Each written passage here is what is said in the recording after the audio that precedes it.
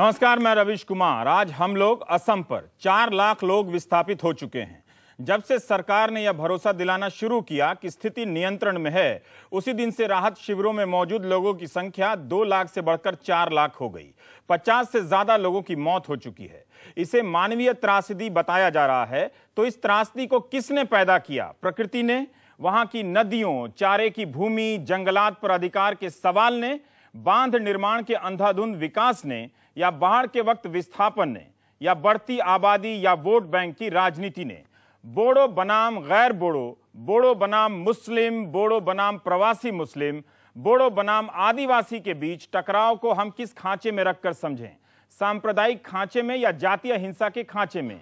राहत शिविरों में बोडो भी हैं और मुस्लिम भी हैं, जिन्हें प्रवासी मुस्लिम और देसी मुस्लिम में बांटा जा रहा है। प्रवासी मुस्लिम में 2 तरह के हैं, बांग्लादेशी और असम के भीतर विस्थापित हुए मुसलमान।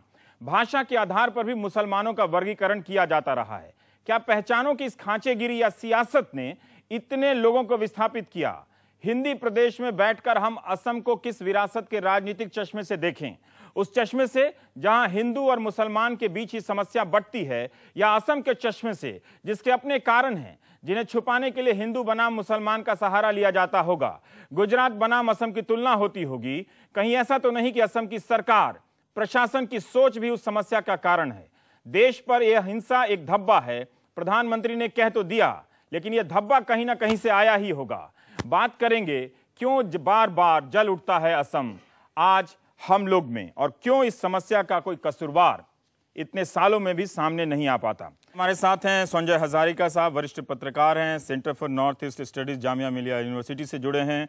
देबाशीष मुखर्जी जी हैं, आप बिजनेस टुडे के पत्रकार हैं, असम को जानते हैं, वहाँ से आपने रिपोर्टिंग की है। किशोर भट्टाचार्य जी हमारे साथ हैं गुवाहाटी ब्यूरो से, उन्होंने इस हिंसा को, विस्थापन को काफ़ी गहराई से कवर किया है। किशोर, हम आपसे ही पहला सवाल पूछना चाहते हैं, 2 सवाल का जवाब जानना चाहते हैं कि अभी इस वक्त राहत शिविरों की क्या रियलिटी है, क्या हकीकत है, और दूसरा, इस समस्या को देखने में दिल्ली के नजरिए में और असम के नजरिए में क्या फर्क आप पाते हैं? रवीश, देखिए, ये असंभव है कि प्रधानमंत्री हर राहत शिविर और रिलीफ कैंप विजिट करे, लेकिन अगर अथॉरिटीज की लेवल ऑफ सिंसियरिटी ऐसा हो या एटीट्यूड ऐसा हो कि हम ये 2 रिलीफ कैंप जहां पे प्रधानमंत्री जाएंगे, वो दोनों को हम सजा के रखेंगे, वहां पे रसोई घर 24 घंटे के अंदर साफ किया जाएगा, टॉयलेट फैसिलिटीज, आर्मी को रिक्वेस्ट किया गया कि वहां पर मेडिकल कैंप बैठाया जाए सिर्फ प्रधानमंत्री के लिए, तो ये वो सिंसियरिटी, वो लेवल अगर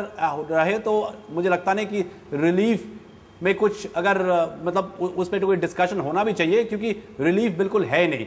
203 रिलीफ कैंप में मैं करीब 10-15 रिलीफ कैंप विजिट कर पाया, लेकिन जिसमें मैं गया और वो काफ़ी उतना अंदर ही रिमोट नहीं है, हाईवेज के पास थे, वहाँ पर ड्रिंकिंग वाटर फैसिलिटीज़ नहीं थे 10 दिन बाद भी, मेडिकल कैंप वहाँ पर नहीं थे, कोई डॉक्टर वहाँ पर विजिट नहीं किए, दाल और चावल वहाँ पे दिया गया लेकिन नो फ्यूल। तो वहाँ पर अगर आप केरोसिन या गैस या लकड़ी नहीं देंगे चूल्हा के लिए तो बनाएंगे क्या? दाल और चावल खाएंगे कैसे? तो वहां पर, और बेबी फूड कोई सप्लाई नहीं किया। रवीश, ये एक एरिया है जहां पर 95-96 दंगे के बाद भी बहुत सारे इंटरनेशनल एनजीओज वहां पर आकर काम किया। मेडिसिन sans फ्रंटियर्स थे, इंटरनेशनल रेड क्रॉस वहां थे। तो स्टेट के पास अगर रिसोर्सेज नहीं है तो इंटरनेशनल एनजीओज को भी उनमें से मदद मांग सकते हैं। उन लोग आकर, वॉलंटियर्स रेडी थे आकर काम करने के लिए।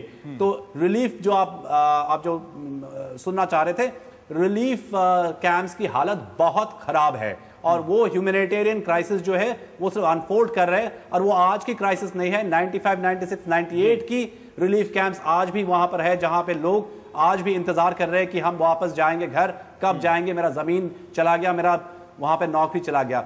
आपकी सेकंड सवाल जो है कि असम कैसे देखते हैं और दिल्ली कैसे देखते हैं इस प्रॉब्लम को, मुझे लगता है इसमें अंतर है। ये हिस्टोरिकल है रवीश, ये 1 मिनट में मैं बोल नहीं सकता हूं, क्योंकि सब नेशनल असर्शन जब असम में मिड 70s या लेट 60s में आया तो वहां पर असम बोल के जो एक असम एजुटेशन जो था, वो असम एजुटेशन में मुझे लगता नहीं कि इंक्लूसिविटी था। वहां पर आफ्टर द एजुटेशन मुझे लगता है कि ये सारे जो बोडोज, मिसिंग्स, डिमासाज, राभाज, वहां पे संजय हजारिका है, वो he'll be able to explain it much better. लेकिन उन लोगों को शायद लगा कि we are alienated, we are going to be engulfed by Assamese hegemony.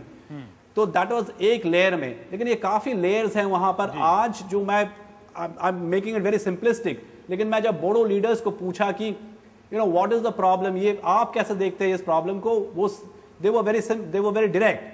उन्होंने कहा कि हमारा स्टेटहुड डिमांड, हमारे ऑटोनॉमी डिमांड पे ये बंगाली स्पीकिंग मुस्लिम्स उनके इसके खिलाफ है, और जो भी इसके खिलाफ होंगे वो हमारे एनिमी हैं. बहुत बहुत शुक्रिया किशले ये जानकारी देने के लिए. आप वहां से लौट कर आए हैं, क्या देखा, जो किशले जो बता रहे हैं उसमें क्या अंतर और आप क्या ऐड करना चाहते हैं? देखिए, जो रिफ्यूजीज कैंप्स के बारे में कह रहे हैं, तो मैंने भी उसी कैंपों में गया था जिसमें प्रधानमंत्री मनमोहन सिंह गए थे, कॉमर्स कॉलेज वाले में. किंतु मैं उनसे पहले गया था.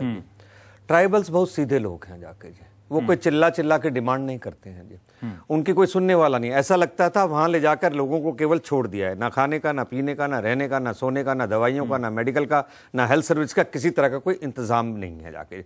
मुझे बहुत ज्यादा कोई एनजीओज भी वहां काम करती नहीं दिखाई दी, क्योंकि मैं काफी पहले पहुंचा था. ऐसे नहीं दिखाई दिया जाके. गवर्नमेंट की तरफ से कुछ नहीं था.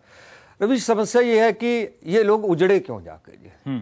अभी लोग इस समस्या को अलग अलग देखते हैं जी. अगर आप इस समस्या के ऊपर जाओगे तो 6 जुलाई को जिस दिन 2 मुस्लिम्स का मर्डर हुआ था, 6 जुलाई को जब 2 मुस्लिम्स का मर्डर हुआ था, उसी समय अगर प्रशासन हरकत में आ जाता, गवर्नमेंट, मुख्यमंत्री तरुण गोगोई कदम उठा लेते और उसको दबाते उस पर कि उसकी इंक्वायरी और जांच करके कि कौन इसके पीछे है, तो ये सारे दंगे रुक सकते थे जी.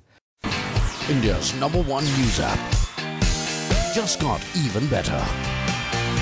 Download NDTV's new app, fully optimized for retina display, full screen view, faster response time, and Sudoku. NDTV's new iPad app. Download now.